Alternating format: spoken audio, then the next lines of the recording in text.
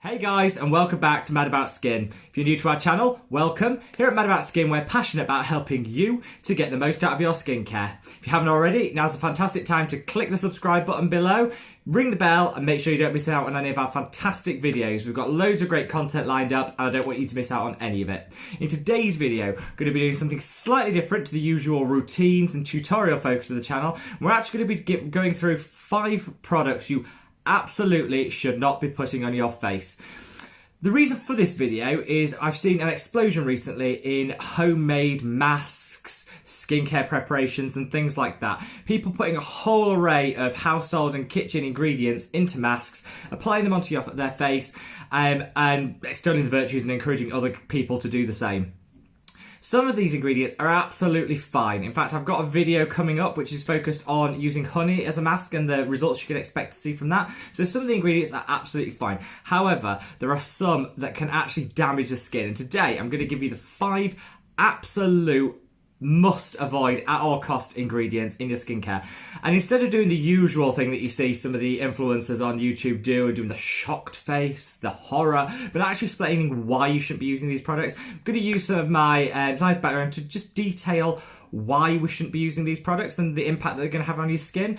And guys, get the message out there. So not everybody's going to see this video, hopefully loads will, but not everyone's going to see this video. So get the message out there because I don't want people using products that are, and ingredients that are going to damage the skin because they feel like they're doing something good because they've seen it online.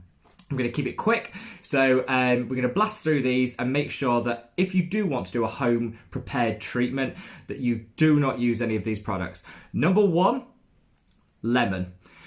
I've mentioned this before on the channel, but absolutely under no circumstances should you be applying lemons directly to the skin, either straight from the lemon or part of a mask. There's a number of reasons for this. First and foremost is the acidity. You don't actually know. It's a natural product. There's been no chemical alteration to it. So people think, oh, it's perfectly safe. Natural equals good. Doesn't. You have no idea what the concentration, what the pH of that lemon is. One will vary massively from one lemon to the other depending on region. You don't know what you're putting onto your skin. The skin has quite a delicate pH balance, so pH runs from 1, which is highly acidic, through to 14, which is very alkaline. Obviously 7 in the middle is neutral. The skin is actually slightly acidic, so the skin is usually around the 4.5 to 5 mark, which means it's slightly acidic. It's really finely balanced, so all the time, it doesn't matter what sort of routine you use or what sort of preparations you use, all the time you've got bacteria and fungus that are living on your skin. They're actually doing some good, so they're beneficial to us. You don't want to eradicate all bacteria from your life because obviously we wouldn't function without them. But they're finely balanced, and by making your skin a certain pH, certain bacteria are allowed to thrive and grow, which is good for the skin, and others that can be harmful are kept to a minimum. So it's really important that we don't do too much to upset that balance. The skin is on average a 4.5 on the pH scale. If you want to do an exfoliation, you use something like one of the 7% toning solution by The Ordinary is one that I use. You look at something like that, that has a pH of around 3.7 to 4. So that's not massively different to your current skin pH.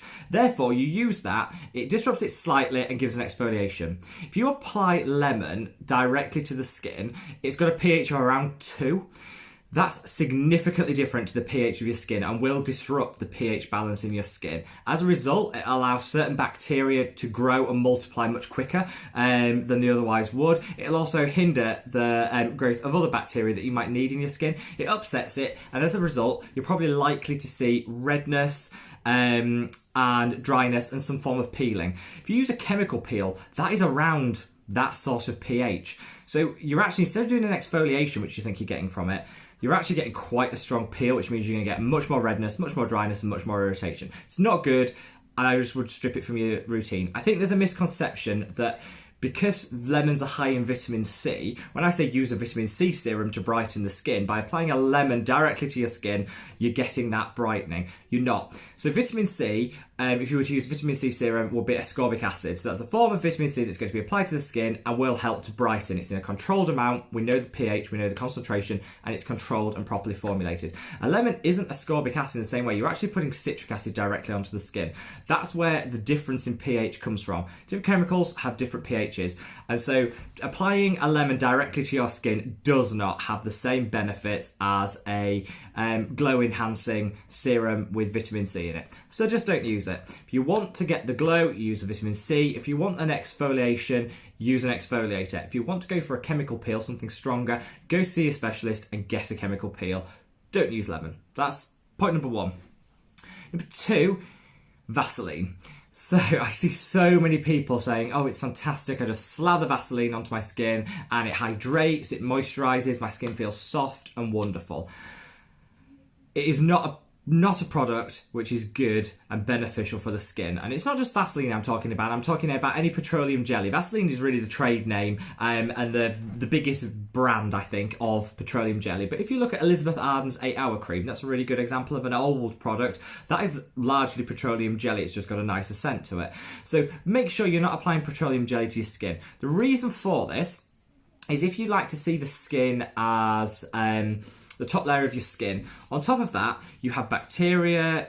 Like I say, you have those fungal spores that sit on top of that skin. They balance, the skin works to keep them in check. Obviously, sometimes they go out of check, which is when you might get acne, you might get some issues, and you need to treat that. However, if you put an occlusive layer on top of that, which is what Vaseline is, it's a fatty ingredient. It layers, petroleum jelly lays on top of the skin, doesn't absorb, and it sits there. It's super occlusive. It's one of the most occlusive things that you can get. The skin won't breathe through it. And what it does is it creates a layer. If you think that that's the skin, it creates a layer on top of that. It traps any bacteria, any fungus, any mold, any spores which are on the skin. It traps them beneath that. Your skin continues to heat. So your skin is warmer than the outside air. It'll continue to heat, but that heat won't be able to escape. And as a result, you end up with a greenhouse effect, where what the Vaseline does is it sits on top of the skin and traps heat between the skin and that layer.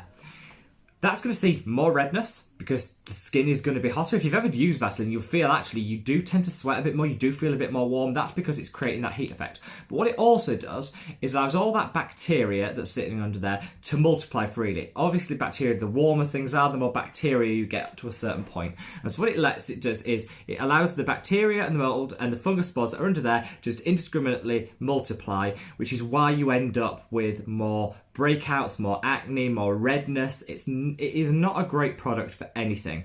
If you have super dry skin, if you have rosacea, if you have dermatitis, there are fantastic creams which can be absorbed into the skin and do some benefit without creating that greenhouse effect, which then allows the delicate composition of the skin to become imbalanced. So do not use Vaseline on the skin at all. If you're unsure, speak to a professional about which moisturiser might be good for you, or just stick to something that's non-occlusive. I recommend the ordinary natural moisturising factors, but there's loads out there that are really good. So shop around for a good moisturiser and ditch the Vaseline.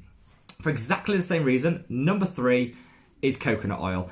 I don't need to go into any more detail about this because the same thing applies to coconut oil as it does to Vaseline. Super occlusive, difficult to remove from the skin, sits on top, creates a greenhouse effect and disrupts the bacterial balance of the skin. Totally should not belong in anybody's skincare routine. I see people wanting to cleanse with coconut oil and they say, that's fine because I'm washing it off. You're not. It's really hard to emulsify coconut oil and remove it from the skin. You might feel like you're getting it off, but it's actually just sitting there. It's sitting there, it's clogging the pores, it's creating that greenhouse effect, and it's actually having a detrimental impact on your skin. Avoid. Get rid of it. If you use it, toss it out. Coconut oil is just not worth it. Third, I'm going to say the fourth thing, is baking soda. So we've talked extensively about lemon. People think lemon, it's natural, that's fantastic, it's a great addition, it's a great product. It's not. Lemon is natural, but it impacts the delicate pH of the skin. And for the same reason, baking soda does. So people think baking soda is fantastic because it's natural, it fits with that clean, healthy. Everyone's things think if you can use it in your baking, it's absolutely fine to stick it on your skin and it won't have any impact. It's actually totally incorrect. So what I always like to do is say, just because something is natural and you use it in your in your baking, doesn't mean it's not a chemical. So the chemical compound which baking soda is NaCO3. Up there. What that's doing is it's an alkaline. So while I said the pH of the skin is around 4.5, baking soda could take the alkaline up to about 12, so that's quite a severe alkaline, particularly when it's mixed with water, which is what you typically do when you put a preparation on your skin, is you put that preparation on your skin and it disrupts the balance of the skin. That's going to allow certain bacteria to breed more freely. It's going to inhibit other good bacteria from breeding, and it's going to disrupt the skin. It's also quite drying to the skin. You do get a lot of issues with using this because alkaline, and there's been quite a big trend about alkalining the body, and your body is a finely tuned machine. In fact, it's probably one of the most perfect examples of something being totally imbalanced. You do get occasional imbalances, which is when you get these issues with your skin. But broadly speaking, if your skin pH is 4.5, it's 4.5 for a reason. You don't want to disrupt that by making it alkaline, by applying a heavy layer of bicarbonate of soda, baking soda, whatever you choose to call it. So avoid it. As a product, it doesn't need to be in your skincare routine. Some people say they counter that by mixing it with lemon. Again, you're not a compound chemist. I'm not a compound chemist either. How do I know the quantities that I'm mixing of one to the other? You can't. You cannot know what quantities are needed to get the right pH. We don't have labs in our homes. We can't possibly do that. So the idea of experimenting at home and throwing one in, throwing a bit more of another and balancing it out doesn't work. It just needs to be avoided. Now for the fifth one, I think this is something that's really, really important, is menthol. So I see a lot of people using products with lots of menthol in. Mint, menthol, whatever you want to call it. Now it's one of the most common irritants that you can get in products. We tend to, as humans, like that tingling feeling, so we tend to be predisposed to liking that sense of that tingle. Makes us feel clean, makes us feel fresh. We associate that with good things, and so we add menthol and things into products. It's guaranteed to do no benefit, so there's no beneficial element to that beyond that tingle, which actually isn't doing anything. It's just a sensation that people happen to like, and it actually is really irritating to the skin. So a lot of people have very severe sensitivity to that menthol and that feeling, that tingle. And that, I think, goes back to one of my original points, that this notion that because you can eat something, it's perfectly fine to apply it to the skin is a really misguided notion, because obviously absorbing something internally is very different to absorbing something through the skin. It has different impacts and it has different outcomes. So again, I would like us all in 2020 to just go back to working out it's absolutely fine to do homemade masks. I have no issue with that. I know some people say that I'm a bit biased against clean, natural, homemade. Absolutely not. I think if you can get the right ingredients that are safe to use, absolutely make your own masks. Use it. It might be cheaper for you. It might be more easily accessible. You just might like the thing of creating something yourself. I'm all in favour of that, guys. So go ahead and do it, but just make sure you avoid these 5 ingredients. It's lemon, it's Vaseline, it's coconut oil, it's baking soda. Absolutely don't need it, and anything mint. Do not add mint, menthol, whatever you want to call it. Do not add it to the products. They're actually going to do far more harm than good. You can end up increasing hyperpigmentation. You can end up making scarring worse, rosacea worse. If you've got things like dermatitis, eczema, things like that, it can exacerbate that and make it far, far worse. So what I'd say, guys, is stay away from those 5 ingredients. If you want to make your homemade masks, pop it in the comments below. Let me know what you're using. I can tell you if it's safe. I can use my background to tell you if it's safe or if it's not safe. I'd love to know what you're using. There's some fantastic concoctions out there. If you haven't already, check out my video on applying a honey mask. I used it for 8 days. I won't spoil the end, but it did have significant results. I'll let you find out whether it's good or bad, so check over in that video. Until the next video, guys, take care. Bye.